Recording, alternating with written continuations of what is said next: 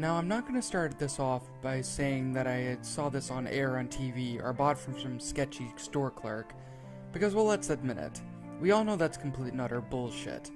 But in all sincerity, let's get on with this episode. So it was about a week ago, and I was having a garage sale and I needed some money, so I went into my basement to dig through a couple of things in my storage closet. It was rather boring, and I didn't find anything other than a couple of movies and some toys from when I was a kid. But something caught my attention.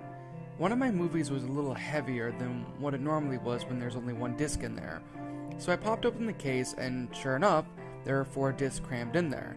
The first two were Lion King movies, the next was a Finding Nemo special feature disc, then there was one DVD that was blank and simply said Spongebob, Episode 0.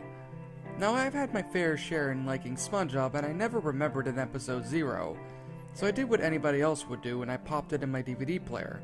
The title screen was plain, and I pressed the episode and it started immediately. The title card said Episode 0. It was weird because it was a very dark themed title and was completely silent. The episode started with SpongeBob sitting in the diner and looking very sad.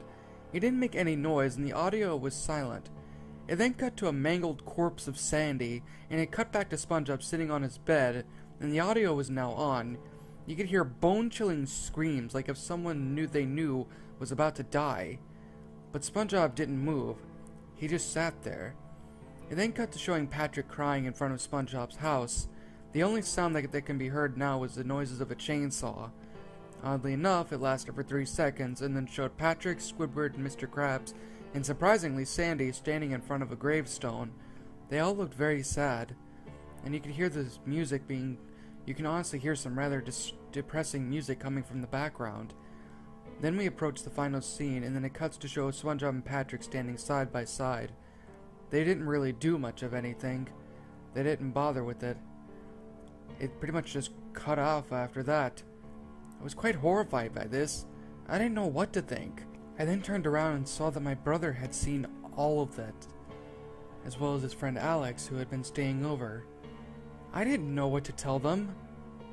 My brother was traumatized, and he still is to this day, and my friend has since never came back to our house. I didn't want to say anything to anyone because honestly I didn't want to be held responsible. Hence why I'm sharing this with you guys.